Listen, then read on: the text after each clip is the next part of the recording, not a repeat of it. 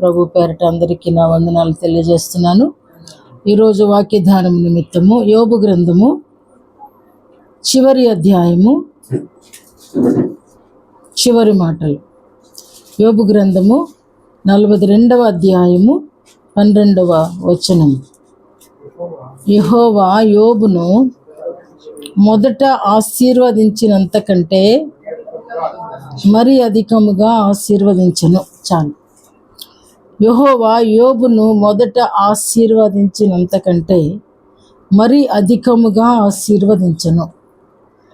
ఈ మాటలు చదువుతున్నప్పుడు మొట్టమొదటి అధ్యాయానికి ఈ అధ్యాయానికి మధ్యలో 40 అధ్యాయాలు ఉన్నాయి. ఈ 40 అధ్యాయాలలోనూ ఒక 4 మాటలు, ఒక 5 యేసు దేవునితో కలిపి 5 మాటల సంభాషణ. ఇది చదవడానికి చాలా బాగుంటుంది. ఎందుకంటే యోబుని తిట్టడంలో కంకణం కట్టుకున్నటువంటి 3 స్నేహితుల సంభాషణ దీనిలో ఉంటుంది. 3 సరిపోని తర్వాత 3 కాకుండా మరొక ఆయన కూడా యోబుని విమర్శించడానికి. కాబట్టి ఈ 4 యోబు తర్వాత దేవాతి దేవుడు, వీళ్ళందరి సంభాషణే ఈ యొక్క 42 అధ్యాయాలలో ఉన్నటువంటి సంభాషణ. ఇందులో మొదటి అధ్యాయాన్ని మనం చూసినప్పుడు సాక్షాత్తు ఈ యోబు భక్తుని గురించి దేవుడే అద్భుతమైనటువంటి సాక్ష్యాన్ని ఇవ్వడాన్ని మనం గమనిస్తున్నాం. ఆ యోబు యథార్థవంతుడు, న్యాయవంతుడు, దేవుని యందు భయభక్తులు నిలిపి చెడుతనమును విసర్జించిన వాడు అని సాక్షాత్తు దేవాతి దేవుడే యోబును గూర్చి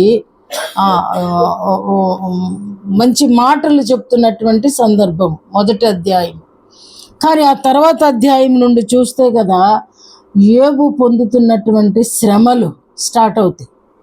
మొదటి అధ్యాయం ప్రారంభంలో చివరిలోనే మొదటి అధ్యాయంలోనే స్టార్ట్ అయిపోద్ది.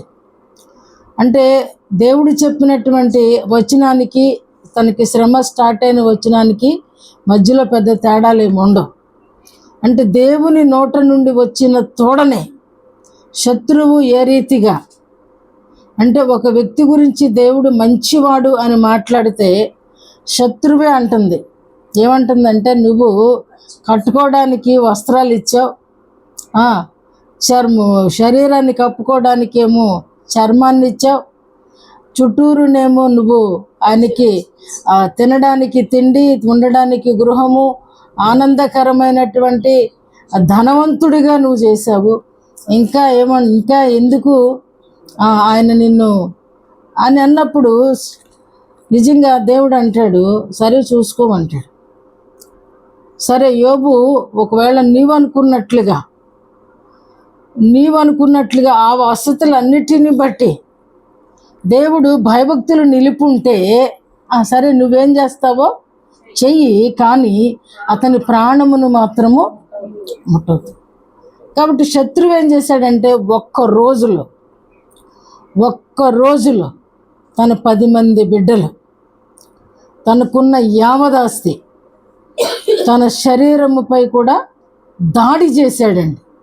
శత్రువుని చాలాసార్లు మనం చాలా బలహీనుడిగా, చాతగాని వానిగా లెక్కిస్తాం. కానీ వాడు చేసినటువంటి దుర్మార్గ క్రియను చూస్తే, కానీ మనలాంటి వాళ్ళమైతే అప్పుడప్పుడే ఆత్మహత్య చేసుకుని చచ్చేవాళ్ళు ఉంటారు ఆస్తి పోతే. కానీ తన యావదాస్తి కూడా కోల్పోయాడు. రెండవది, తన శరీరం అంతా కూడా భయంకరమైనటువంటి కురుపులతో, నడినెత్తి మొదలుకొని అరికాలు వరకు పుండ్లతో, కురుపులతో మొత్తబడ్డాడు. బిడ్డలు 10 మంది చనిపోయారు, పనివారంతా చెదిరిపోయారు. ఒక భార్య మాత్రమే అతని యొద్ద మిగిలి ఉంది. ఆమె కూడా ఏమంటుందంటే, ఎందుకయ్యా ఇంత నీ కష్టార్జితం అంతా బుగ్గిపాలైపోయినప్పుడు నీవు మాత్రం బ్రతికుండి ఏం చేస్తావు? నీవు దేవుని దూషించి మరణము కమ్ము అంటది భార్య. ఆ టైంలో కూడా నీవు అవిశ్వాసిగా మాట్లాడొద్దు అన్నాడే కానీ నువ్వు అవిశ్వాసివి, నీవు మూర్ఖురాలివి, నీవు పనికి మాలిన దానివి అనే మాట యోబు మాట్లాడలేదు. ఇంత జరిగినా కూడా తన భక్తిని ఆయన విడిచిపెట్టలేదు. ఇంత భక్తిని విడిచిపెట్టని ఈయనకి మరి ఇంకా శ్రమ ఎందుకు వచ్చింది అంటే, ఇవన్నీ కోల్పోతే శ్రమ, లేకపోతే మనుషుల దూషణలు శ్రమ అని చూసినప్పుడు, ఈ యొక్క గ్రంథాన్ని ధ్యానిస్తూ ఉన్నప్పుడు అన్ని కోల్పోయిన దానికంటే కూడా మనుషులు ఆ పుండు మీద కారం చల్లుతారే దాన్ని అదే అంటారనమాట. అంటే ఇలాంటి వ్యక్తులను బట్టి అలాంటి మాట పుట్టిందేమో.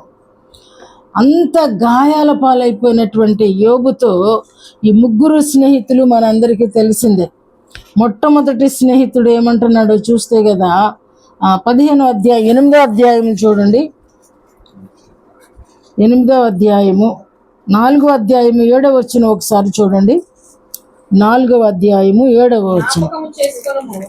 నిరపరాధి అయిన ఒకడు ఎప్పుడైనా నశించనా, యథార్థ వర్తనులు ఎక్కడనైనా నిర్మూలమైరా, నేను చూచినంత వరకు అక్రమమును దున్ని కీడును విత్తువారు దానినే కోయుదు. చాలండి, అధ్యాయం అంతా కూడా విమర్శే. ఆ అధ్యాయం అంతా కూడా దేవుని యోబుని ఎత్తి పొడిచి దూషించే మాటలే. ఆయన ఎంతగానంటే చూడండి, ఈయనేమన్నాడంటే యథార్థ వర్తనులు ఎక్కడైనా నిర్మూలమైరా. కానీ ప్రభు అంటున్న మాట, అతడు యథార్థవంతుడు అన్నాడు. దేవుడు అన్న దానికి మనుషుడు ఏమంటున్నాడండి? యథార్థవంతుడికి శ్రమ వస్తుందా రాదా? వచ్చేది వాళ్ళకేనండి. ఆఫీసుల్లో నిజాయితీగా పనిచేసే వాళ్ళకే శ్రమలు ఎక్కువ. ఏదో ఒక రకంగా అన్నిటికీ తలంచుకుని వెళ్ళే వాళ్ళకి ఏమీ ఉండదండి.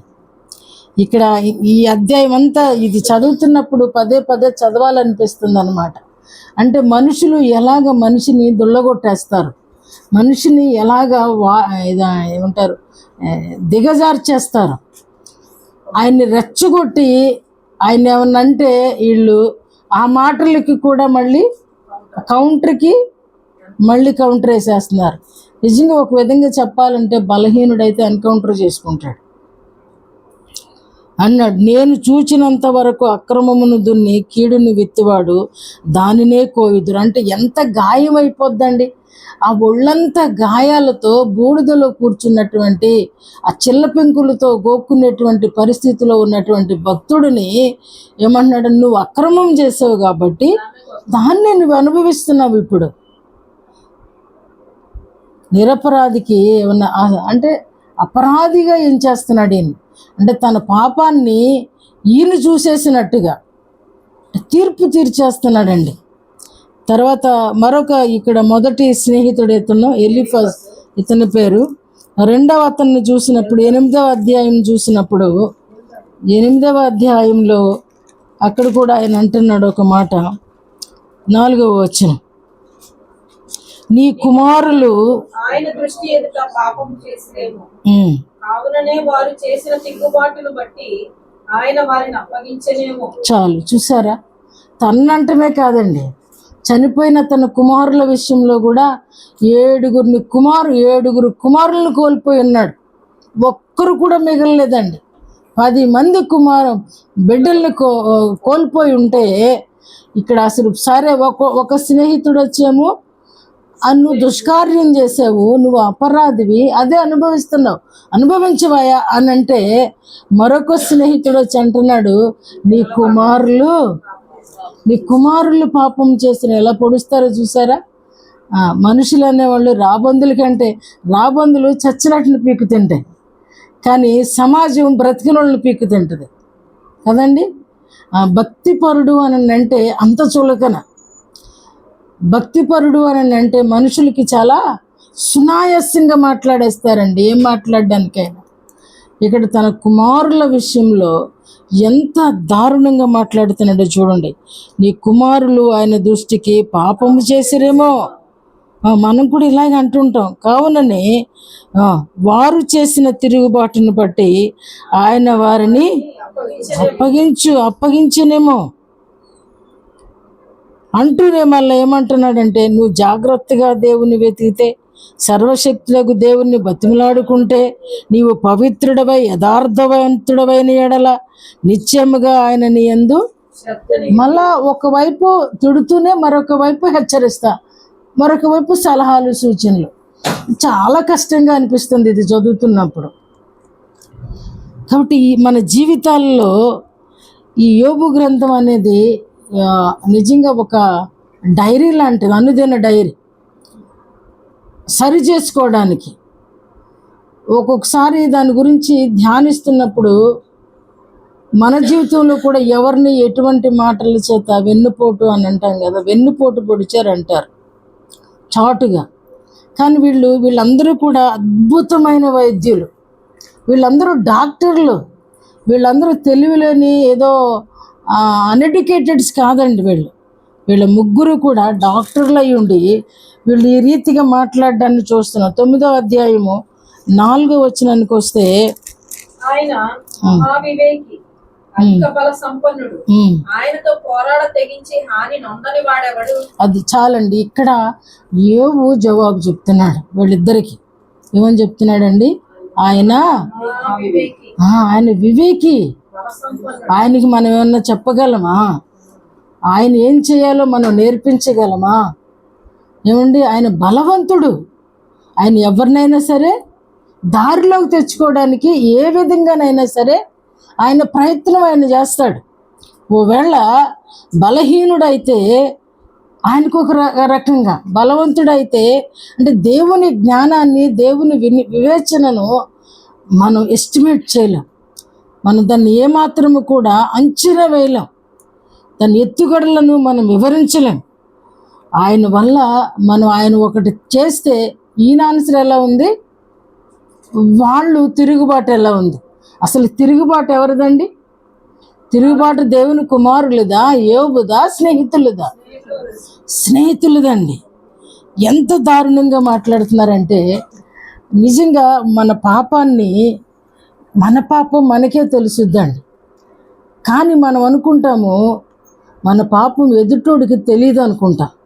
కానీ ఎదుటోడు చూసేది భౌతికపరమైన వాటినే చూస్తాడు.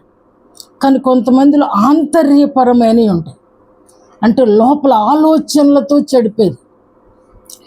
దేవుడు ఆ మాటలు కూడా మాట్లాడతాడు. 11వ అధ్యాయానికి వచ్చేసరికి మరొక స్నేహితుడు మాట్లాడుతున్నాడు. 11:14 వచ్చేసరికి 14 నీ గుడారములో నుండి దుర్మార్గతను నీవు కొట్టివేసిన ఎడల నిత్యముగా నిర్దోషివై సంతోషించదవు, నిర్భయుడవై స్థిరపడి. చాలమ్మా. ఏమంటున్నాడండి ఆయన? పాపము మాట్లాడే వాళ్ళ చేతిలో ఉండదంటారా? ఏమండి, తప్పులు ఎన్నివాడు తమ తప్పులు ఎరుగరండి. మన కవులు చక్కగా రాశారు దాన్ని. తప్పులు చేసేవాడు ఎదుటోడు తప్పులే చూస్తాడండి. వాడు తప్పుని కప్పిపుచ్చుకుంటాడు. ఎదుటోళ్ళ తప్పులు ఎంచుతాము మనం. ఇక్కడ దుర్మార్గము నీ గుడారంలో నుండి కొట్టివేయమని చెప్తున్నాడు. అంటే ఒక విధంగా ఏమంటున్నాడండి ఈయన కూడా, నీవు దుర్మార్గుడవు. ఎలాగండి? ఏం చూశారండి? భక్తిని దేవుడు ఏం చూశాడు? మనుషులు ఏం చూస్తున్నారండి? దేవుడు ఏం చూశాడండి యోబులో? నమ్మకస్తుడు, యథార్థవంతుడు, యెహోవా యందు భయభక్తులు నిలిపినవాడు, చెడుతనమును విసర్జించినవాడు. ఇంత అద్భుతమైనటువంటి వ్యక్తిని ఈ 4 స్నేహితులు, ఒకరేమో నీవు అవివేకివి అంటున్నారు, ఒకరేమో నువ్వు పాపం చేసావు కాబట్టి నువ్వు శిక్ష అనుభవిస్తున్నావు అంటున్నారు, నీ కుమారులు తిరుగుబాటు చేసి పాపులు కాబట్టి ఆ శిక్ష నువ్వు అనుభవిస్తున్నారు అంటున్నారు. 3వ స్నేహితుడన్న ఓదారుస్తాడు అనుకుంటే 3వ స్నేహితుడు కూడా ఏమంటున్నాడండి? దుర్మార్గమును నీ ఇంక అసలు ఇల్లే లేకుండా పోయిందండి. ఇల్లు కూడా లేకుండా పోయింది. అలాంటి వ్యక్తిని, దుర్మార్గమును నీ గుడారంలో నుండి కొట్టివేయవయా అని చెప్తున్నాడు. నిజంగా ఎంత కష్టంగా అనిపించి ఉంటుందో కదా యోబుకి. ఒకవైపేమో దేవుని ప్రసన్నత దూరమైంది, కుటుంబం దూరమైన, బిడ్డలు అసలు శాశ్వతంగా లేకుండా పోయారు. ఇన్ని కష్టాలు ఒకేసారి వచ్చి పడి తేరుకోలేని పరిస్థితులలో స్నేహితులైన వారు సంఘం అనేది ఓదార్చాలండి. ఒకవేళ అది కషాయిగా ఉన్నప్పటికీ కూడా యేసు ప్రభు జ్ఞాపకం వస్తున్నాడు. సిలువ మీద ఉన్నప్పుడు ఇద్దరు సంభాషించుకుంటున్నారు, దొంగలిద్దరు, మధ్యలో యేసయ్య ఉన్నాడు. సంభాషణ యేసయ్యకి వినబడదంటారా? ఏమండి? వాళ్ళు ఏమని సంభాషించుకుంటున్నారండి?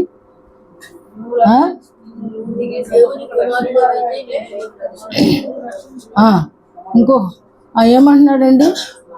నువ్వు అలాగ అనొద్దు, ఇతడు నిజంగా దేవుని కుమారుడే, మనమైతే ఈ శిక్ష అనుభవించడానికి కానీ ఈయన అలాంటి శిక్ష, అసలు ఈయన ముఖం చూసినా, ఈ పరిస్థితులు చూసినా, దూరంగా ఉండి ఏడ్చే వాళ్ళను చూసినా ఆయన గురించి నాకు అలాగా అనిపించటం లేదు. అలా మంచి ఆలోచన చేసినటువంటి వ్యక్తికేమో దేవుడు అద్భుతముగా తన రాజ్యంలో ఉండేటువంటి ధన్యతను దేవుడు ఇచ్చాడు. కానీ దుర్మార్గంగా నీవు రాజు అయితే, లేదా నీవు దేవుడు అయితే, నీవు క్రీస్తు అయితే, నువ్వు రక్షించుకో, మమ్మల్ని రక్షించు అన్నవాడికి ఏమీ లేదండి. ఛాలెంజింగ్ దేవుడి దగ్గర పనికిరాదండి, విధేయత కావాలి. ఈ రీతిగా సరే వీళ్ళే ఉన్నారు కదా అని అనుకుంటే మరొక ఆయన వస్తాడు, పెద్ద ఆయన. ఆయనేమంటాడు చూడండి, ఆ మాటలు కూడా 32వ అధ్యాయంలో 32వ అధ్యాయం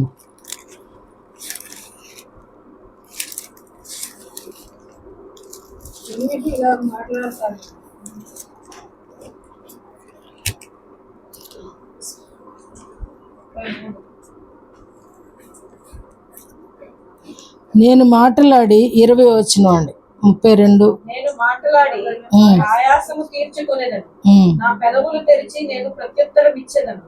మీరు దయచేసి వినుడి, నేను ఎవరి ఎడలను పక్షపాతినై ఉండను, నేను ఎవరికి నీ ముఖస్తుతికై బిరుదులు పెట్టను. కాదమ్మా, ఆ మాట కాదు. 23లో ఉంటుంది.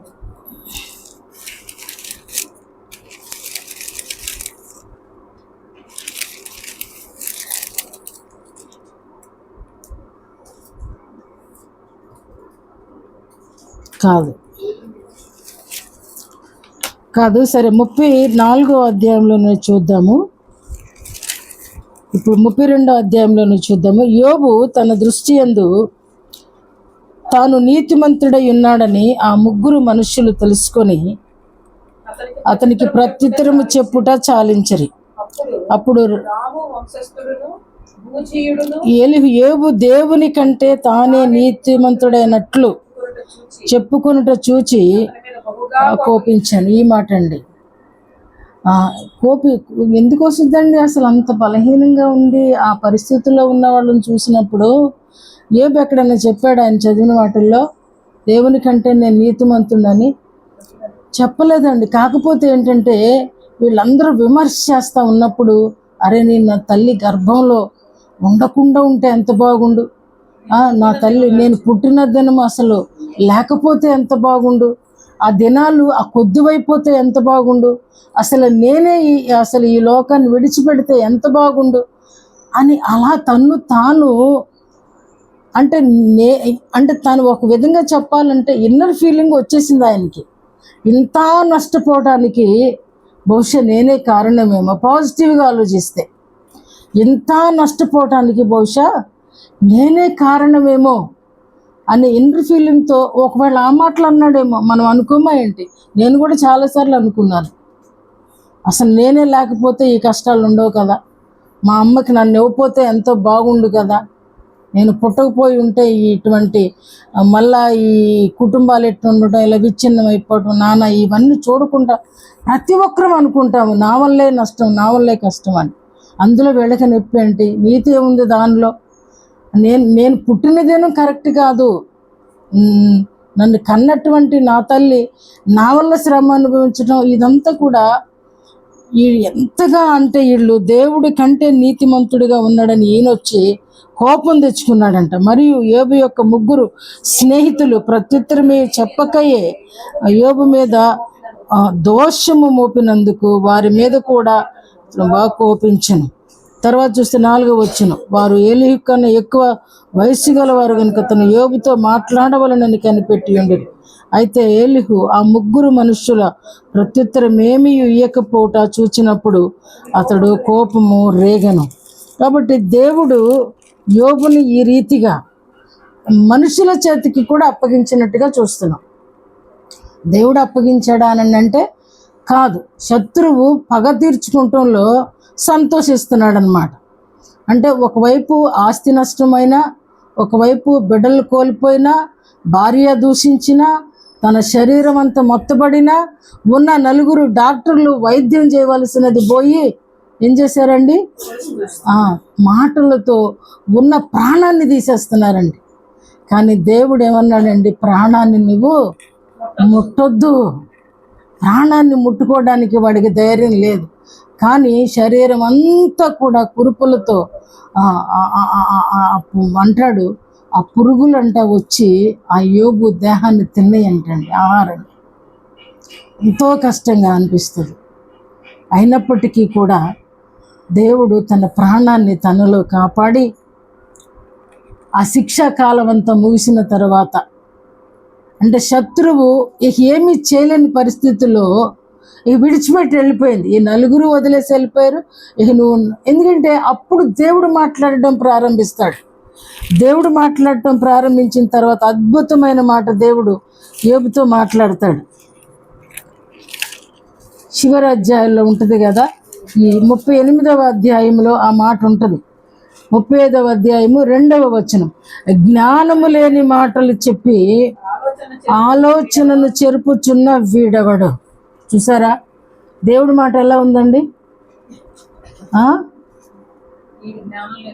జ్ఞానము లేని మాటలు. ఏం మాట్లాడారండి వాళ్ళందరూ కూడా? మనమేమనుకుంటామండి? జ్ఞానం కలిగిన మాటలు అనుకుంటాం. మన నోటి నుండి వచ్చే ప్రతి మాట కూడా నేను చాలా యోచించి వివేచనగా జ్ఞానంగా మాట్లాడుతున్నాను అనుకుంటాం. కానీ యోబుతో ప్రభు మాట్లాడుతూ అంటున్నాడు, జ్ఞానము లేని మాటలు చెప్పి ఆలోచన చెరుపుచున్న వీడెవడు. వీళ్ళందరి మాటలు నీకెందుకయ్యా? నీవు పౌరుషము తెచ్చుకొని నడుము బిగించుకో. నడుము బిగించుకో. ఈరోజు దేవుడు మనకు చెప్తున్న మాట, ఒకవేళ సమస్యలు ఉండొచ్చు, ఏ రకమైన సమస్య అన్నా ఉండొచ్చు, శరీరాన్ని నిలబెట్టడానికి నడుము ముఖ్య భూమిక పాటిస్తుంది. వెన్నుపూస అనేది లేకపోతే అసలు నిలబడడం కానీ నడవడం కానీ, ఏమండి, అది సరిగా లేకపోతే పడుకోవడం కానీ, కనీసం మన చర్య మనం చేసుకోవడానికి కానీ వీలుండదు. ఒక విధంగా ఏం చేశారండి వీళ్ళందరూ కూడా, నడుమెందుకు బిగించుకోమంటున్నాడు? ఆయన్ని ఆటోమేటిక్గా అసలు ఆయన జీవాన్ని ఆయనలో నుండి అసలు కదలలేని పరిస్థితి. శారీరమే ఆ రీతిగా ఉంది అని అంటే స్పిరిచువల్గా, మానసికంగా, స్పిరిచువల్ కాదు, మానసికంగా ఏం చేశారంటే వీళ్ళు నజ్జు చేసేసారండి వెన్నుపూసను. అసలు ఎక్కడికి కదలలేని పరిస్థితి, ఎవరితో మాట్లాడాలన్నా భయపడే పరిస్థితి. అలాంటి పరిస్థితిలో ఉన్నప్పుడు ఎవరితో మాట్లాడాలన్నా బాధ వేస్తుంది, భయం వేస్తుంది. వీళ్ళొచ్చి ఏం చెప్తారు, వీళ్ళొచ్చి ఇంకొక మాట ఏం చెప్తారు, వీళ్ళొచ్చి ఇంకేం చెప్తారని భయం వేస్తుందండి. మనుషులను చూసినప్పుడు కొన్నిసార్లు భయం కలుగుద్ది. అందుకనే ప్రభు అంటున్నాడు, నీవు వ్యర్థమైన నీ ఆలోచనలను పాడు చేస్తున్నటువంటి వీడెవడు, నడుము బిగించుకో అని దేవుడు మాట్లాడాడు. అంటే మొట్టమొదట ఆశీర్వాదము కంటే నీవు అధికమైన ఆశీర్వాదాన్ని నీవు ఈవేళ పొందబోతున్నావు. కాబట్టి నువ్వు నడుము బిగించుకో, నేను నీతో మాట్లాడతాను. దేవుడు మాట్లాడాలి అని అంటే మనం నడుము బిగించుకోవాలి. అంటే స్టెబిలిటీ కలిగి ప్రార్థన చేయాలి, నిలకడ కలిగి ఉండాలి. ఇక ఎవడొచ్చినా నీ ఆలోచన అటు ఇటు తిరగకూడదు. అందుకని చాలా చోట్ల చూడుము అంటాడు కదా, ఇంగ్లీష్లో అది చాలా బాగుంటుంది కదా, బీ హోల్డ్ అని ఉంటుంది కదా, ఎక్కడ చూసినా నిలబడి ఉండు, చూడు, నా వైపే చూడు, నీ దృష్టి నిలుపు అనేక అర్థాలు దానిలో ఉంటాయి. కాబట్టి యోబుతో అంటున్నాడు, ఆటోమేటిక్గా నువ్వు పేరుకే బ్రతికున్నావు కానీ నీవు శారీర రీత్యా, నీవు మానసిక రీత్యా కూడా నిన్ను అన్ని రకాలుగా శత్రువు, మనుషులు కలిపి ఆటలాడేసుకున్నారు నీతో. ఈ నలుగురిని ఎవరు వశపరుచుకుంటే ఆ రీతిగా మాట్లాడారో ఆలోచించగలుగుతారు. ఇప్పుడు స్టార్టింగ్ ఎవరితో అన్నాడండి దేవుడు? శత్రువుతో అన్నాడండి, సాతానుతో అన్నాడు. నా భక్తుడైన యోబును నీవు సూచితివా. ఒకవేళ మన గురించి ఆ మాట అనుంటే ఆశీర్వాదం అనేది ఏమండి, ఇది కొనుక్కునేది కాదండి. ఎక్కడో మార్కెట్లో చాలామంది సేవకులు ఈజీగా నువ్వు ఇలా వస్తే ఆశీర్వదించబడతావు, మా చర్చికి వస్తే ఆశీర్వదించబడతావు. మొన్న నాకు వంశీ ఒక చిన్న క్లిప్పింగ్ పెట్టాడు. ఒకవైపు ఏమో చర్చ్ అని ఉంది, మరొక వైపు ఏమో దేవుడు అని ఉంది. ఆ క్లిప్పింగ్లో చర్చి అనే దానికి లక్షలాది మంది ప్రజలు వెళ్ళిపోతున్నారు, దేవుడు అనే చోటుకి ముగ్గురు మాత్రం కనపడ్డారు దారిలో. అది క్లిప్పింగ్. ఈరోజు అలాగే ఉందండి. చర్చి పేరు చూసి మోసపోయేటువంటి దినాలు కదా ఈరోజు ప్రజెంట్. ఆ రోజే కాదండి, భక్తుడిని గుర్తించలేని దినాలు చరిత్రలో ఉంటే ఈరోజు దేవుణ్ణి గుర్తించలేనటువంటి విశ్వాసులు ఈ చరిత్రలో ఉంటున్నారు. ఇదంతా విచారకరం. పరలోకానికి తక్కువ మంది వెళ్తున్నారు, నరకానికి ఎక్కువ మంది వెళ్తున్నారని చూసాం. ఇది చూసినప్పుడు నాకు కొంచెం నవ్వు, ఆశ్చర్యం కూడా అనిపించింది. ఎందుకంటే విశ్వాసికి విశ్వాస భ్రష్టత్వం. శత్రువు ఏం పట్టిస్తున్నాడండి? విశ్వాసికి విశ్వాసం అనేది బలం. ఆ బలాన్ని ఏం చేస్తున్నాడండి? వాడు కొల్లగొట్టేస్తున్నాడు, ముక్కలు చేసేస్తున్నాడు. అంటే విశ్వాసికి ఏది మంచి ఏది చెడు అనేది తెలుసుకునేటువంటి ఆలోచన కూడా వాడికి కలగట్లేదు. బజారుకి వెళ్ళినప్పుడు చాలామంది ఆకర్షించబడినట్లుగా ఒకే షాప్లో జనాలందరూ ఉంటారు. ఒకే షాప్లో ఒక అతను ఏం చేస్తూ ఉంటారు? తోలుకుంటూ ఉంటానంటారు. నిజంగా మానవుడు ఇప్పటికి కూడా అలాగే ఉన్నాడు.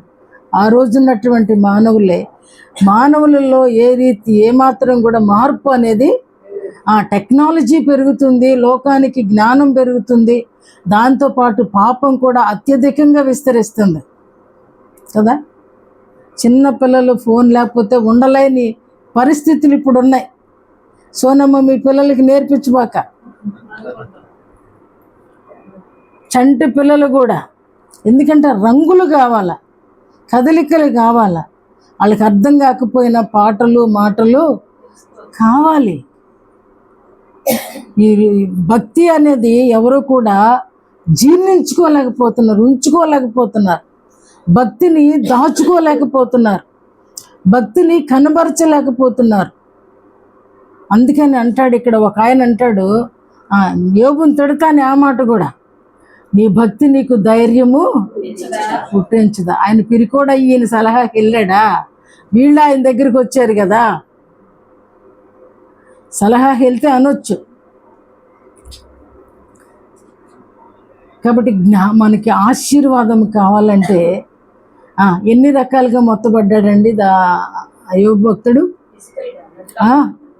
ఫిజికల్గా, మెంటల్గా, చివరికి ఎలా వచ్చేసిందంటే ఆ నడుము బలహీన పడిపోయింది అని అంటే ఆయన భక్తి కూడా ఆయన కోల్పోయే స్థితిలోనికి. ఎందుకంటే భార్య కూడా విసర్జించేసింది కదా. ఎందుకయ్యా ఇంకా నువ్వు భక్తి చేస్తావు? ఇంకెన్నాళ్ళు భక్తి చేస్తావయ్యా? విడిచిపెట్టవయ్యా దేవుణ్ణి. ఏం మాట్లాడుతుందండి భార్య? ఆయనలో సగభాగమైనటువంటి భార్య కూడా ఆయన్ని వద్దు అనే పరిస్థితికి వచ్చింది. కానీ దేవుడు ఆమెను పోనీలేదండి. యోబుకి ఒక్కతే భార్య. అద్భుతం ఏంటంటే యోబు పేరుంది, తన కుమార్తెల పేర్లు కూడా ఉన్నాయండి, అద్భుతమైన పేర్లు. అంతేకాదు ఊజు దేశానికి వాళ్ళు సుందరిమణులు. ఒక విధంగా చెప్పాలంటే ఏమంటాం మన వాళ్ళని, మిస్ ఊజు. అద్భుతమైనటువంటి సౌందర్యవతులైనటువంటి కుమార్తెలు. మరలా 10 మందిని కోల్పోయాడండి. చివరి అధ్యాయంలో 10 మంది బిడ్డల్ని దేవుడు ఇచ్చేశాడు. సేమ్ అదే సంఖ్య, 7 కుమారులు 3 కుమార్తెలు. అక్కడ 7,000 ఉంటే ఇక్కడ 14,000. అద్భుతం అన్నమాట. అలాంటి బలహీనుణ్ణి ఎప్పుడు అంటే అలాంటి పరిస్థితులలో కూడా దేవుణ్ణి యోబు విసర్జించలేదు. ఆయన నోటి మాటతో కూడా ఆయన పాపం చేయలేదంట. యెహోవా ఇచ్చెను, యెహోవా తీసుకొని పోయెను, దేవుని నామమునకే స్తుతి కలుగును గాక. ఈ మొదటి 2 మాటలు అంటంలో బాగానే ఉంది. ఈ 3వ మాట అంటానికి చాలా ఏం కావాలండి, ఫెయిత్ కావాలి. దేవుడు ఇచ్చాడు, దేవుడు తీసుకెళ్ళిపోయాడు అండి అనేది మనందరం మాట్లాడతాం. కానీ దేవుని నామానికే స్తుతి కలుగునుగాక అనేది ఎంతమంది అంటామండి? నష్టం వచ్చినప్పుడు అంటామా? ఏమిటోనండి, దేవుడు భలే చేస్తాడు ఒక్కొక్కసారి అనరా? ఒక్కొక్కసారి దేవుడు చూడడేంటోనండి, ఒక్కొక్కసారి దేవుడు పట్టించుకోడేంటోనండి, ఎంత కన్నీరు గార్చిన ఆన్సర్ ఇవ్వడేంటోనండి. నిట్టూర్పులు విడుస్తామండి. రాదా? మీరందరూ బాగా భక్తులు కదా, మీకు రావులే. నేను అనుకుంటానండి ఒక్కొక్కసారి, మీరు అనుకోరేమో. అప్పుడు తర్వాత పరిశుద్ధాత్ముడు గద్దిస్తాడు. అలా ఏం కాదు, దేవుడు న్యాయస్థుడు. నిన్ను కొలబద్దులో వేశాడు, నిన్ను కొలుస్తూ ఉన్నాడు. ఆ తూకంలో నువ్వు తేలిపోబాకు అని పరిశుద్ధాత్ముడు ఏం చేస్తాడంటే బలపరుస్తాడు. మనిషిగా నేను మాత్రం సాధారణంగా అనుకుంటాం కష్టం వచ్చినప్పుడు, ఇది సాధ్యమా, ఇది చేయగలమా, ఇది జరుగుద్దా, ప్రార్థన చేస్తే స్వస్థత వస్తుందా, అంత దమ్ముందా నాకు, ఇవన్నీ సాధారణంగా మాట్లాడతాం. కానీ దేవా నీకు స్తోత్రమయ్యా, నువ్వు ఉన్నావు అనేది ఎప్పుడు అంటామంటే మనలో 100 ఫెయిత్ ఉన్నప్పుడు మాత్రమే దేవునికి స్తోత్రం అని అనగలుగుతాం. గట్టి దెబ్బ తగిలిందండి, స్తోత్రం అయ్యా అని కేకేసేవాడు ఎవడుంటాడండి? ఎవడైనా సరే అబ్బా అని కేకేస్తాడు. అమ్మ మీద ప్రేమ ఉన్నోళ్ళు అమ్మా అని కేకేస్తారు. దేవునికి స్తోత్రం అని కేకేసేవాడు ఎవడు ఉండడండి. దేవునికి స్తోత్రం అని కేక వేసేవాడు 100% యోబు. అలా మీరు కూడా ఎవరన్నా 1-2 కేకలేస్తూ ఉంటే మీరు కూడా యోబులు లెక్కే. అటు నీతిమంతుడండి, ఆయన నీతి ఆయన నిలబెట్టింది. ఎందుకంటే ఈ మనుషులందరూ కూడా ఆయన్ని తృణీకరిస్తూ ఉన్నప్పుడు దేవుని కరుణాహస్తము మాత్రం యోబును పట్టుకుని ఉందండి. యోబు వైపు తిరుగున్నాయి ఆయన కన్నులు. యోబు నా వైపా, దేవునికి తెలుసా తెలీదా? నా వైపే అని తెలుసు. అయినా ఎప్పటి వరకు తన శ్రమ తీరే వరకు తాను విడవకుండా ఉంటే దేవుడు ఏమనుకున్నాడు? దేవుని మనసేంటి లోపల? దేవుడు నిలబడితే ఏమండి, దేవుడు యోబు నిలబడితే ఏమనుకున్నాడండి? 2 ఆశీర్వాదం ఇద్దాం. యోబు ఈ పరిస్థితుల్లో, ఈ శ్రమలో, ఈ కష్టంలో నిలబడితే ఏమిద్దాం అనుకుంటున్నాడండి? 2 ఆశీర్వాదం ఇద్దాం. ఒకడు పోగొట్టుకుంటే దానికి 2 ఇచ్చినప్పుడు యోబు భక్తుడు అనేది చూసే స్నేహితులందరికీ 20 మందిని కన్నదండి తన భార్య. అది ఆలోచన చేసినప్పుడు ఒక స్త్రీకి సాధ్యమా? ఆ 20 మంది 30 మంది 4 భార్యలు కలిగితే 12 మందిని కన్నారు. ఎవరికి? యాకోబుకి. యోబుకి ఒక భార్యని. సాధారణంగా పాతోళ్ళు 10 మంది 11 మంది వరకు నాకు తెలుసు బాగా, ఇప్పుడు 100 ఏళ్ళు గడిచిపోయిన వాళ్ళు.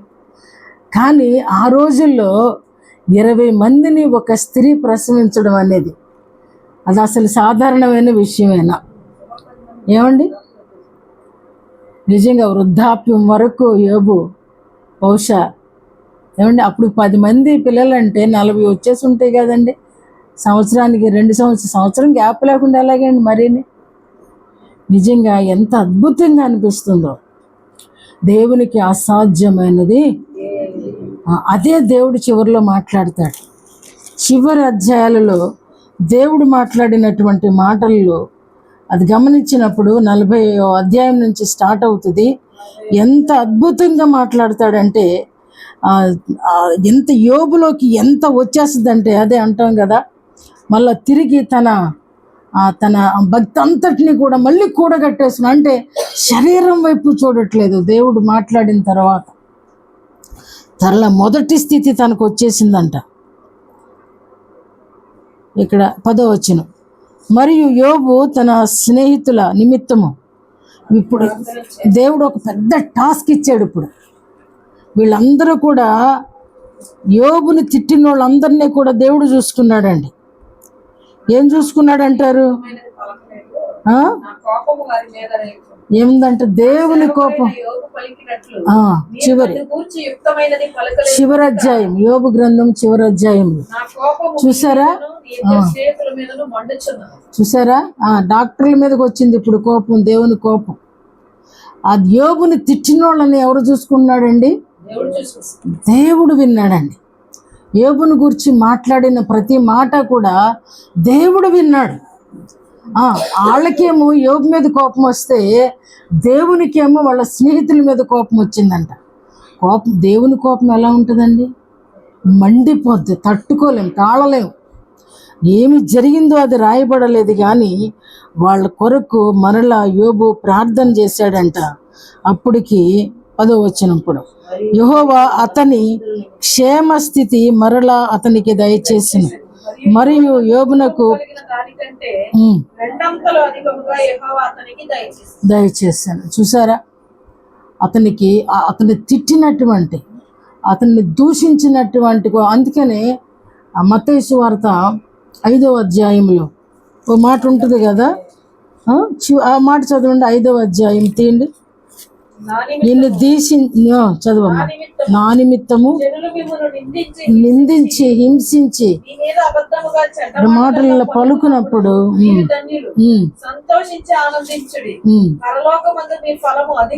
అధికమగును.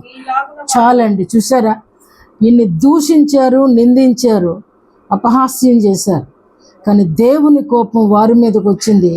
దేవుని కరుణ కటాక్షము యోబు మీదకి వచ్చింది. కాబట్టి ఆయనకి 2 ఆశీర్వాదం దేవుడు అనుమతించాడు. ఎందుకంటే దూషించిన వాళ్ళకు ప్రార్థన చేయటం అంటే పక్కన పడేస్తాం, వాళ్ళని తీసి వద్దు అని అనుకుంటాం. కానీ ఆయన యోబు కదా, యోబు కాబట్టి మరలా వారి నిమిత్తం ప్రార్థన చేసినప్పుడు, అంటే శత్రువు కొరకు ప్రార్థన చేసినప్పుడు, అందుకని పరలోక ప్రార్థనలో కూడా ఆ మాటలు ఉంటాయేమో కదా. ఏముంటాయి? మీరు క్షమించిన ప్రకారము. కాబట్టి యోబు క్షమించే మనసు ఇచ్చాడు. కాబట్టి అద్భుతంగా దేవుడు యోబు పట్ల 2 ఆశీర్వాదాన్ని దేవుడు అనుగ్రహించాడు. కాబట్టి ఆశీర్వాదం అనేది మనం ఒక్కసారి మరలా వెనక్కి వెళితే యోబు పొందిన ప్రతి శ్రమ కూడా అది ఆశీర్వాదానికి మెట్లుగా మారాయి. ఎందుకంటే ఆశీర్వాదం అనేది అందరికీ కూడా సింగిల్ డిజిటే, కానీ యోబుకి వచ్చేసరికి అది డబల్ అయ్యింది. ఈ డబల్ అనేది యోబు విషయంలో మాత్రమే ఉంటుంది. ప్రతి ఒక్కరిని కూడా ఆశీర్వదించను అని ఉంటుంది. అబ్రహామును ఆశీర్వదించను, ఇస్సాకును ఆశీర్వదించను, యాకోబును ఆశీర్వదించను, యోసేపును ఆశీర్వదించను, దావీదును ఆశీర్వదించను. చాలామంది ఆశీర్వదించబడ్డారు. కానీ 2 ఆశీర్వాదం అనేది, ఎందుకంటే నేను చెప్పినటువంటి వీళ్ళందరికంటే కూడా అత్యధికముగా శ్రమ అనుభవించింది బైబిల్ మొత్తానికి కూడా యోబు భక్తుడే. చాలామంది చెరలోకి వెళ్ళారు, ఇజ్రాయేలీలు చెరలో ఉన్నారు, అంటే వాళ్ళకి ఓ రకమైంది. కానీ అందరికీ విభిన్నమైనది ఈయనకి జరిగింది. అంటే టోటల్గా సింగిల్గా మిగిలేటువంటి పరిస్థితి, ఒంటరి అయినటువంటి పరిస్థితి, ఏమండి, తోచుబాటు కాని పరిస్థితి, ప్రతి కీడును కూడా ఫేస్ చేసేటువంటి పరిస్థితి. చాలా కష్టం అండి. తల్లిదండ్రులు ఒక బిడ్డను కోల్పోతేనే బ్రతకలేరు తెలుసా. జీవిత కాలం అంతా జీవోత్సవాలకు బ్రతుకుతాం. ఒక్క బిడ్డను కోల్పోతే ఉన్న బిడ్డను బట్టి సంతోషం కన్నా చనిపోయిన బిడ్డ విషయంలో పెయిన్ ఎక్కువ ఉంటుందండి. అంటే ఈ సంతోషము ఆ పెయిన్ని తీసేయలేదు. ఆ స్థానం అదే, ఈ స్థానం ఇదే. కానీ 10 మందిని కోల్పోయినటువంటి అసలు ఎలా బ్రతికాడు అనేది పెద్ద నాకు ఆలోచన అన్నమాట. ఎలా బ్రతకగలిగాడు? తప్పులు చేసినప్పుడే చచ్చిపోవాలనిపిస్తుంది, కానీ ఎలా బ్రతకగలిగాడు? దేవుడు ఈరోజు మన ముందు ఆయన నిలబెట్టడానికి, ఆయన పేరట 42 అధ్యాయాలు బైబిల్లో ఆయనకి ఇవ్వడానికి దేవుని ప్రణాళిక. చిన్న చిన్న భక్తులందరికీ కూడా 5 అధ్యాయాలు 12 అధ్యాయాలు, పెద్ద పెద్ద హిస్టరీలు ఉన్న వారికి కూడా అన్నీ ఉన్నాయి. కానీ ఈయనకి 42 అధ్యాయాలు ఆయన తిట్టిన వాళ్ళ గురించి కూడా రాయబడటం, అంటే ఆయన్ని గొప్ప చేయటం కొరకే, ఆయన్ని నిలబెట్టడం కొరకే. అది కూడా బ్లెస్సింగేనండి. అంటే ప్రతి వారు కూడా ఈ రీతిగా మాట్లాడినప్పటికీ కూడా యోబు నిలబడి ఉన్నాడు అని చెప్పడం కొరకే ఈ అధ్యాయాలన్నిటికీ కూడా పరిశుద్ధాత్ముడు అనుమతించినట్టున్నాడు అని అనిపించింది. కాబట్టి 2 అంతల ఆశీర్వాదం అనేది ఊరికే మన చేతుల్లో వచ్చి అలా దేవుడు అలాగ వేసేయడండి. అది వర్షము హిమములాగా మన చేతులు పడిపోదండి. ఆశీర్వాదము కావాలంటే దానికి ముందు మానసికమైన స్ట్రగుల్, శారీరకమైనటువంటి పోరాటము, తర్వాత ఆత్మీయ పోరాటము. ఇలాంటి పరిస్థితుల్లో ప్రార్థన చేయగలమా? ఏమండి, ఇంత కష్టస్థితిలో ఏడుపు కూడా రాదండి. హృదయం కఠినమైపోద్ది. ఏడ్చి ఏడ్చి కళ్ళల్లో ఒక 2 గంటల సేపు కళ్ళల్లో నీళ్ళు వస్తాయి, ఆ తర్వాత కళ్ళల్లో నీళ్ళు రావు. ఇవంతా మొర్ర పెట్టుకున్నారు, రావు కన్నీళ్ళు, అయిపోద్ది ఇక. కాబట్టి అలాంటి పరిస్థితుల్లో ఈ రీతిగా నిలబడడం అనేది, ఇంకా మనం లోతులోకి వెళ్ళి ఆలోచిస్తే ఆయన ఒక్కడికి మాత్రమే సాధ్యం ఈ లోకం అంతట్లో కూడా. ఆ రోజు చరిత్రలో మిగిలిపోయినటువంటి ఈ యోబు భక్తుడు ఈనాటి చరిత్రలో కూడా చరిత్రకారుడే అనొచ్చు. ఉంటుందండి ఇలాంటి హిస్టరీ ఎక్కడన్నా ఉంటుందా? నేను ఓ తల్లి సాక్ష్యం విన్నాను. దినకరన్ గారి దగ్గరికి వచ్చారు ఆవిడ చాలా పేదరాలు. తనకి 2 కుమారులు ఉన్నారు, హస్బెండ్. 3 చనిపోయారండి. తన పశువులు మేపుకుని బ్రతుకుతుంది, వృద్ధాప్యం. అయితే దినకరన్ గారి పేరు పెట్టి పిలిచేటువంటి ఇది కదా, ఆయనకి దేవుడు పరిచయం ఇచ్చారు కాబట్టి ఆ సహోదరిని పిలవలేదు, కానీ ఆమె స్టేజ్ మీదకి పరిగెట్టుకొచ్చేసింది. ఒక ప్రేయర్ ఆయిల్ డబ్బా తీసుకొని వచ్చి ఆయన ఎదుట ఏడుస్తూ ఉంది. అప్పటికి దినకరన్ గారు తన కుమార్తె చనిపోయి సేవ చేయలేని పరిస్థితిలో ఉన్నారంట. నా కుమార్తె కోల్పోయాను, నేనేం పరిచర్య చేయను, నేను వెళ్ళి ఎవరికి సువార్త చెప్పను, నా వల్ల కాదు అనేసి కొంతకాలం ఆయన సువార్తం క్లోజ్ చేసి కూర్చున్నారంట. అలాంటప్పుడు ఒక రాత్రికాల సమయంలో దేవుడు ఈరోజు నువ్వు మీటింగ్కి వెళ్తున్నావు అని మాట్లాడారంట. ఆ మీటింగ్కి వెళితే పూణేలో ఆ మీటింగ్, ఆ తల్లి పరిగెత్తుకుంటూ స్టేజ్ మీదకి వచ్చింది. చాలా వృద్ధాప్యం, వాళ్ళు చక్కగా వీడియో కూడా పెడతారు కాబట్టి వచ్చి ఆయన ఎదురుగుండా వచ్చి ఆ ప్రేయర్ ఆయిల్ ఇచ్చి ప్రార్థన చేయమని అడుగుతుంది. ఎవరి కొరకు అని అంటే, నా పశువు పాలివ్వడం లేదు, అది పాలివ్వకపోతే నా బ్రతుకు తెరువు లేదు. మరి నీకు కుమారులు లేరా, హస్బెండ్ లేడా అంటే, కుమారులు 2 చనిపోయారు, నా భర్త కూడా చనిపోయారు, నాకు తోడుగా ఉన్నది నా పశువే, నేను ఏ పని చేసుకోలేను అన్నప్పుడు దినకరన్ గారు ఎలుగెత్తి ఏడ్చారట.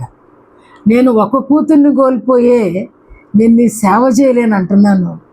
ఈమె నాకంటే గొప్ప విశ్వాసి, 3 కోల్పోయి కూడా తన విశ్వాసం కోల్పోలేదు. 3 కోల్పోయినా ప్రేయర్ ఆయిల్ పట్టుకొని స్టేజ్ మీదకి వచ్చి అడుగుతుంది. కాబట్టి ఆయన ఎలుగెత్తి ప్రార్థన చేసి ఆ ప్రేయర్ ఆయిల్ ఇచ్చారంటాడు. ఆ తర్వాత నాకు తెలియదు కానీ ఏం జరిగిందో. అంత కష్టంగా ఉన్నప్పుడు దేవుడు హీల్ చేయకుండా ఉండలేడు. అప్పుడు ఈయన ఎంతో ఆదరణ పొంది తర్వాత సువార్త మొదలు పెట్టాను అని చెప్పారనమాట. కాబట్టి ఒక్కొక్కరి చరిత్రలు వింటున్నప్పుడు, ఒక్కొక్కరి సాక్ష్యాలు వింటున్నప్పుడు గుండెలు బద్దలైపోతాయండి. కానీ మన చరిత్ర, మన సాక్ష్యం ఇతరుల మీద ఎంత ప్రభావం చూపిస్తుంది. యోబు 2 అంతల ఆశీర్వాదానికి ఎన్ని కష్టాలు అనుభవించాలో అన్ని కష్టాలు అనుభవించాడు. కానీ ఏ కష్టం అనుభవించకుండా నీ కుటుంబం కొరకు, నీ పిల్లల కొరకు కష్టపడుతూ ఉన్నప్పుడు వచ్చిన ఆశీర్వాదం వైపు మాత్రం జనాలు చూడరు. నా మాట మీకు అర్థమైందా? మీ కష్టం అనుకుంటారు, నేను కష్టపడుతున్నానంటారు. నీ కష్టపడడానికి నీ కాళ్లకు సొత్వ, ఎముకలకు ఏమండి ఇచ్చేది ఎవరు? నువ్వు చదువుకోవటానికి జ్ఞానం ఇచ్చింది ఎవరు? ఏమండి మానసిక రోగివైతే చదువు ఎక్కడా? వీటన్నిటికీ కృతజ్ఞత ఉండదు. అది ఆశీర్వాదం అనుకోరు. అదే ఆశీర్వాదం అంటాను నేను. ఆశీర్వాదం అంటే సేవకులు చెప్పి నీకు 2 కార్లు 4 ఇళ్ళు కాదండి. సతీష్ కుమార్ ఒకరోజు చెప్పడం నేను వాక్యం విన్నాను. మీలో ఎవరైనా దేవుని మందిరాన్ని కడితే దేవుడు మీ ఇల్లు కట్టేస్తాడు అన్నాడు. నేను చచ్చినా ఒప్పుకోనది. అట్లా ఎందుకు కడతాడండి? ఎందుకు కడతాడు? ఆయన చర్చి కడితే ఇల్లు కడతాడా? చర్చి కట్టవలసింది ఎవరు? చర్చి కట్టాల్సింది ఎవరు? కుటుంబాలు కట్టాలన్నా, వ్యక్తుల జీవితాలు కట్టాలన్నా, సంఘాన్ని కట్టాలన్నా, చర్చిని కట్టాలన్నా పైనున్న దేవాతి దేవుడు మాత్రమే. ఆ సహోదరంట తనకి 100 గజాల్లో ఉన్నటువంటి ఇల్లు, స్థలం అమ్మేసి అది తీసుకొచ్చి ఆయన చేతిలో పెట్టిందంట. ఆ మందిరాన్ని ఎలా చేశారంటే పర్యాటక స్థలాలు. ఈరోజు మందిరాన్ని చూస్తాకి వెళ్తారంట జనాలు. ఏమండి, మందిరాన్ని చూస్తా ఎవరినన్నా అడగండి, అక్కడ బోధ వింటాకి వెళ్ళామని చెప్పరండి. సతీష్ కుమార్ చర్చి కట్టాడు, ఆ చర్చిని చూస్తాకి వెళ్తున్నాం అంటున్నారు. చర్చి ముఖ్యమా? చర్చిలో ఉన్న చర్చ ముఖ్యమా? ఏమండి, అది ఆలోచన లేదు జనానికి. ఎంతసేపు కూడా మనకి ఆశీర్వాదం కావాలనుకుంటాం. ఆశీర్వాదం అనేది రెక్కలు తొడుక్కుని వచ్చి వాలేది కాదని మరలా జ్ఞాపకం చేస్తున్నాం. 10th క్లాస్ నుంచి పిల్లలు కష్టపడితే ఎన్ని సంవత్సరాలు కష్టపడితే కానీ కష్టపడినోడు కల్లా ఉద్యోగం వచ్చేస్తుందండి.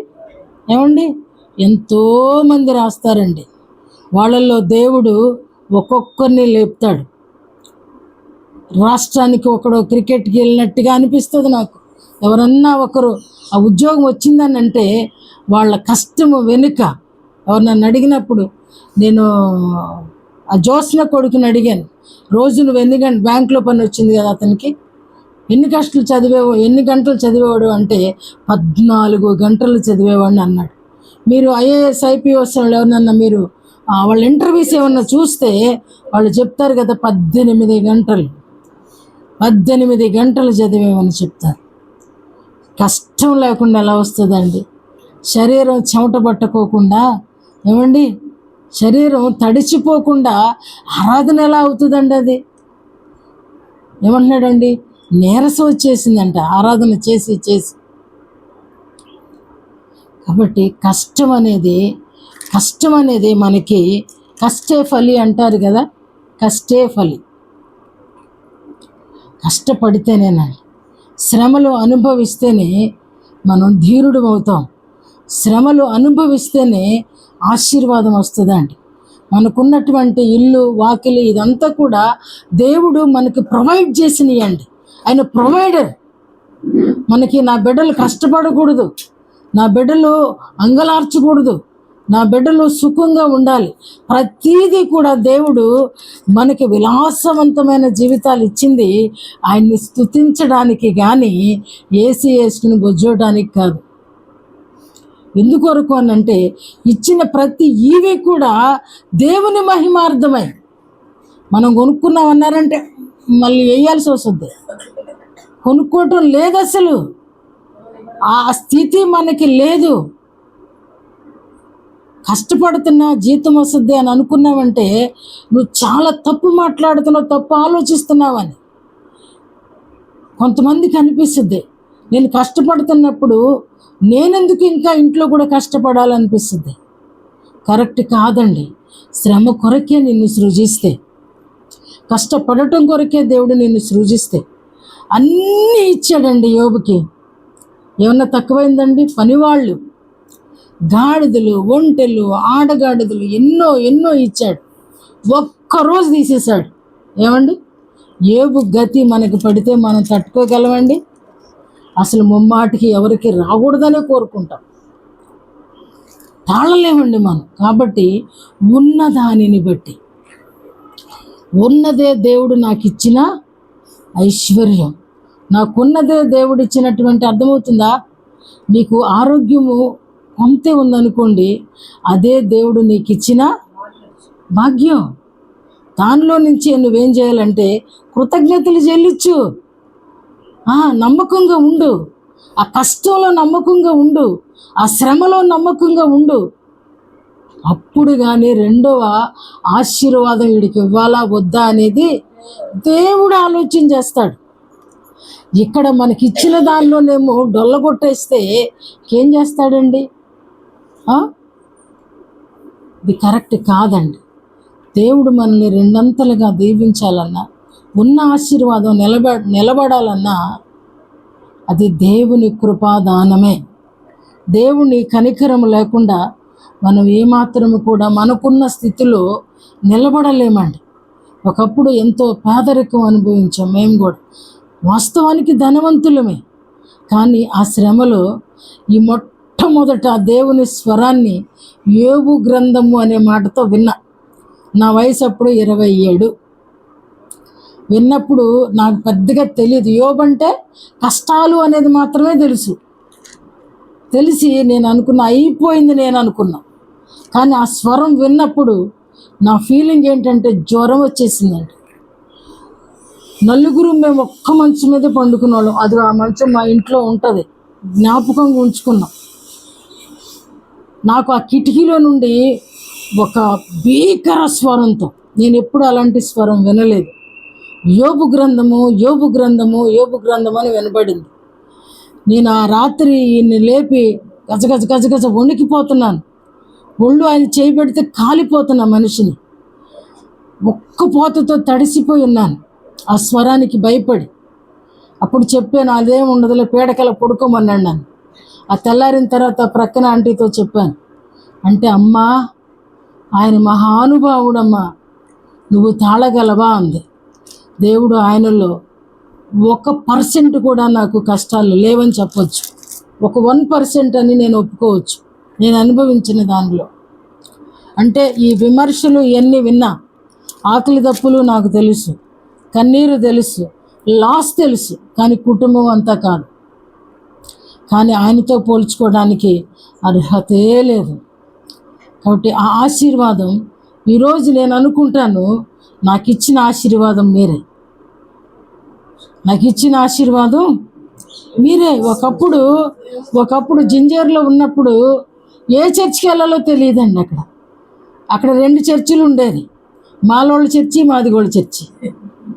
నాకేమో మాదిగోళ్ళతో అనకూడదు ఎట్లా అని, వాళ్ళు చాలా బాగుండేవాళ్ళు నాతో. కాబట్టి ఇంట్లో జరుగుతుంది ఆరాధన, వాళ్ళ దగ్గరికి వెళ్ళిపోవటానికి చూసేదాన్ని. అక్కడేం కాంపిటీషన్, ఏంటి మీ ఆవిడ మాదిగమ్మాయి ఏంటి అటు వెళ్ళిపోతుందని ఆయన్ని, ఇలాంటి విమర్శలు అన్నమాట. కానీ వాళ్ళను దేవుడు నాకు ఇచ్చినటువంటి గిఫ్ట్లు అండి. వాళ్ళు భక్తి అంటే ఏంటో అక్కడ వాళ్ళని చూసి నేర్చుకున్నాను. సహించటం అంటే ఏంటో, వాళ్ళ భర్తలు వేరొక స్త్రీల దగ్గరికి వెళ్ళిపోతే వీళ్ళు ముసుగేసుకుని ప్రార్థన చేసేవాళ్ళు అండి. ఒక్క మాట వాళ్ళు అనేవాళ్ళు కాదు. వచ్చిన తర్వాత వాళ్ళు ఏదో వంకతో వీళ్ళని కొడతా ఉంటే, ఒక ఆవిడైతే నా ఏజే ఉంటుంది, ఆవిడకి స్తోత్రం అనేదండి కొడతంటే. ఎలా ఓర్చుకున్న విజయమ్మ అంటే, దేవుడు నాకు ఇచ్చాడండి, ఆయన నోట్లో అనిపించాడండి స్తోత్రం అని. నిజంగా ఉన్నారంటారా? వాళ్ళు ఫిజికల్గా పెద్దగా దీవించబడలేదండి, కానీ కుటుంబాలన్నీ కూడా రక్షించబడి నిజమైన ఆశీర్వాదం ఎక్కడుందండి? నిజమైన ఆశీర్వాదం ఎక్కడుందండి? నిజంగా వాళ్ళ దగ్గర నుండి వచ్చిందండి నాకు కూడా. కాబట్టి నా ఆశీర్వాదం నేను ₹1 సంపాదించేటువంటి స్థాయి కాదు, ₹1 దాచేటువంటి స్థాయి కూడా కాదు, ఒక విలువైంది మా పిల్లల కొరకు ఏమి కొన్న స్థాయి కాదు. కానీ పరలోకానికి సంబంధించిన ఆశీర్వాదం దేవుడు నాకు ఇచ్చాడండి. మీరందరూ కూడా సంపూర్ణ భక్తి మాన్యత కలిగి ఉంటే ఈ యావదాస్తిని ఎవడు దొంగిలిస్తాడండి? ఎవడు దొంగిలిస్తాడండి? తుఫాన్ వస్తే పంట పోవచ్చు, కరువులు వస్తే జీతగాళ్ళకి జీతం సగం ఇవ్వచ్చు, కానీ ఈ ఆస్తిని ఎవరు తీసేస్తారండి? నిజమైన ఆశీర్వాదం ఎక్కడుందండి? నిజమైన ఆశీర్వాదం ఎక్కడుందండి? మన నోట్లో ఉందండి. మన నోట్లో ఉందండి నిజమైన ఆశీర్వాదం. మనం ఎంతగా దేవుణ్ణి స్తుతిస్తామో, ఎంతగా దేవునికి లోబడి ఉంటామో, మన మాటలు ఎంతగా ఆయనకి ఇంపనిగా ఉంటాయో, మన మాటల వల్ల ఆయన్ని ఎలాగ మనము మెప్పింపగలుగుతున్నామో, అప్పుడే నిజమైన ఆశీర్వాదం మన ఒంటిలో నుంచి ప్రారంభమవుతుంది. మన ఒంటిలో నుంచి ప్రారంభమవుతుంది, అది ఇంటిలో వరకు పాకుద్ది, తర్వాత సమాజంలోనికి, సంఘంలోనికి కూడా ఎగబాకుద్దండి. నాకు భక్తే లేకపోయి ఉంటే నా మాటలు ఎవరు కూడా వినరు. సోదివాగుడు వినే ఈ రోజుల్లో నీతి మాటల వైపు ఎవరు ఆకర్షించబడతారండి? కాబట్టి ఆ రోజులలో యోబు తన నీతిని కాపాడుకున్నాడు, తన యథార్థతను విడిచిపెట్టలేదు. సర్వము కోల్పోయిన సృష్టికర్తను మాత్రం కోల్పోకుండా భద్రముగా ప్రభువును హృదయంలో దాచుకొనగలిగాడు. ఆయన మహిమార్థమై చిల్లపెంకులతో గోక్కుంటూ రక్తధారలు, చీము, పుండ్లు, పురుగులు నాకుతూ ఉన్నప్పుడు, పోన్లే నా శరీరములో ఆహారము మీకు కూడా దేవుడు ఇచ్చాడు, ఇది కూడా దేవునికి స్తోత్రం అనుకున్నాడంట. ఇంకా అద్భుతమైనటువంటి యోబు లాంటి భక్తుడు ఈ లోకంలో ఎవరుంటారండి? కాబట్టి ఈ రెండంతల ఆశీర్వాదము కాకపోయినప్పటికీ కనీసం ఆశీర్వాదము మన దగ్గర ఉన్నదాన్ని కాపాడుకోవడమే మన యొక్క విధి అని జ్ఞాపకం చేసుకుంటూ ఇంకా అదేదో లేదు, ఇంకా ఏదో లేదని వెంపర్లాడొద్దండి. అదంతా కూడా ఈ లోకంలో దేవుడు సఫిషియెంట్గా కట్టుకోవడానికి భక్తులు ప్రార్థనలు చేశారండి. రాజులు ఈ రీతిగా ప్రార్థన చేశారు, అయ్యా నేను తిని ఎక్కువైతే నిన్ను దూషిస్తానేమో, తక్కువైతే అరే నా దేవుడు ఇవ్వలేకపోయాడని అనుకుంటానేమో, కాబట్టి నాకు కట్టుకోవడానికి వస్త్రము, తినడానికి ఆహారము మాత్రమే నాకు ఇది. ఎవరు? దావీదు భక్తుడి ప్రార్థన అండి. నాకు అది చాలు అన్నాడు. ఆ రెండు తక్కువ ఉన్నంత వరకు నువ్వు ఏ విషయంలో కూడా అది ఏదంటారు కదా, ఎలితి బింది తొణుకుద్దంట. వెలితి బిందులో సగమే ఉన్నాయి అనుకో, అది తొణుకుద్ది, పడిపోతాయి. కానీ నిండు బింది తొనకదండి. నువ్వు ఎలితి బిందిగా ఉంటావో, తొణికే బిందిగా ఉంటావో, నిలిచే బిందిగా ఉంటావో, అది మన చేతుల్లో ఉంది. ఉన్నదానితో తృప్తి పడడం వస్తే లేని దాని కొరకు ఆశించటం, అతిగా ఆశించకూడదు. మన పూర్వపు స్థితి ఇక్కడే ఉంటుంది. ఆ మాటలు పూర్వపు స్థితి కంటే కూడా ప్రస్తుత స్థితి ఎంతో క్షేమదాయకం. పొలాలలో పని చేసుకొని రైతులే. నా తండ్రి రైల్వే ఎంప్లాయ్ అండి. మా నాన్నగారు రైల్వే సీసీ. మా తల్లిగారు చనిపోయిన తర్వాత 5 పిల్లలు, పసి పిల్లలు దిక్కు తోచక ఉద్యోగాన్ని వదిలేసి వచ్చి రైతుగా మారారండి. మాకు 5 ఎకరాలు 6 ఎకరాలు భూమి ఉంది. ఆయన రైతే, కానీ రైతు కూడా కష్టించి పని చేయకపోతే రోజు వెళ్ళమారదండి. పంటను కాపాడుకోకపోతే రైతు పంటను కోయలేడు. ఆ రైతు ఎలాగ కష్టపడతాడో, రైతు దివారాత్రులు కష్టపడతాడు. ఎందుకంటే మా నాన్నగారు రాత్రి కూడా వెళ్ళి నీళ్లు పెట్టాల్సి వచ్చేది పొలాలలో. పగలు కూడా పని ప్రతి క్షణం దాన్ని కాపాడుకోవాలి. ఎక్కడ మిడతలు పట్టాయో, ఎక్కడ పురుగులు పట్టాయో, ఎక్కడ పెట్రోల్ తింటున్నాయో ఎన్నో రకాలుగా ప్రయాసపడతాడు. కానీ ఇదంతా మనం విడిచిపెడతామండి. మన భక్తిని కాపాడుకునే విధానాలు, రైతు పంటని ఎలాగ కాపాడుకుంటాడో విశ్వాసి కూడా మీ భక్తిని ఆ రీతిగా కాపాడుకోవాలండి. విశ్వాసాన్ని పురుగులు తినేయకూడదండి. విశ్వాసాన్ని మిడతలు తీసుకుని పోకూడదండి. శత్రువు అనేక రకాలుగా ఉండగా మనం భద్రపరచుకోవడానికి భక్తి మనకి ధైర్యం పుట్టిస్తుంది. విశ్వాసం అనేది విశ్వాసాన్ని నిలబెడుతుందండి. విశ్వాసం కోల్పోతే అప్రతిష్ట పాలైపోతాం. రెండవది అపహాస్యపు పాలైపోతాం. మూడవది మనమే ఒకానొక టైంలో అసహించుకునే స్థాయికి దిగజారిపోతాం.